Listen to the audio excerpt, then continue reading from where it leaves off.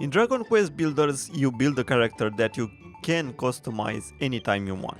At the start of the game, you get half of the world, an offer that you can refuse from the bad guy. You refuse his offer and he defeats you. Now you have no memory, but you still have the power to build. You are the only one with this power and you have no idea how others survived without making a simple shelter, but in the end, it doesn't even matter. At first, I thought that if it's a small game, no voice acting, then at least the writing is good. But the story gets boring very fast and you will use the skip button more than anything else. For real, why is it so hard for developers to find a good writer? Just make a short story that's interesting or funny. And no, a lame joke about a monster's hammer is not funny. The game is made for everybody, but even if kids can play it, that doesn't mean it can't have an interesting story.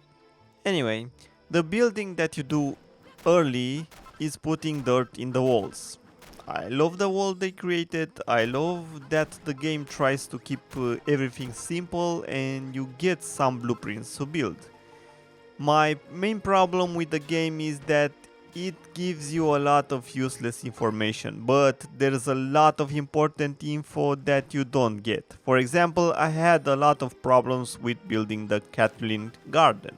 The game rushes you to finish a chapter in 20 or 40 in-game days, so even if you can be creative with building stuff, the game wants you to be quick, not creative. A building game, I think it should be more creative than anything else. Most of the rewards you get are useless, enemies spawn all the time and it gets annoying because you don't get any reason to fight them. The fights are very boring, especially with the enemies that are too strong. You get no experience, you get no items, or when you get them, they're not that important. The good part is that when you fail an objective after finishing a chapter, you don't have to do all of them all over again, just the ones that you didn't complete yet. Every time you start a new chapter, you start from zero, but in the new world. You learn how to build different stuff, so it doesn't feel like you just redo everything. You even learn how to fish, build a car to run over monsters.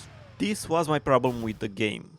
Sometimes it was fun, but other times you get very boring and annoying things. At least they should give me an item that can protect me or make enemy not spawn for some time, or at least for some places. It's so annoying when you try to fish, but you always have to build something so the monsters can reach you. The most fun I had with the game was exploring and building, but it's so bad that the game doesn't reward that. At first I was expecting in the next chapter to be able to build a house with a roof, 2 floors maybe, but it was no reason to do it. Do you know why? Because the camera sucks and you would have a lot of problems with more complex buildings. Why was it so hard for them to make the walls transparent when you try to build something in a small place and the walls block the vision? It's not that hard. In the end, I understand that this was something new the developers tried, and I already see some improvements in Dragon Quest Builders 2 that I will probably never play because I want to play it on PC, but they have a game-breaking bug that they never fixed. It's an infinite loading screen after finishing the first part of the tutorial and the game tries to save over and over and over.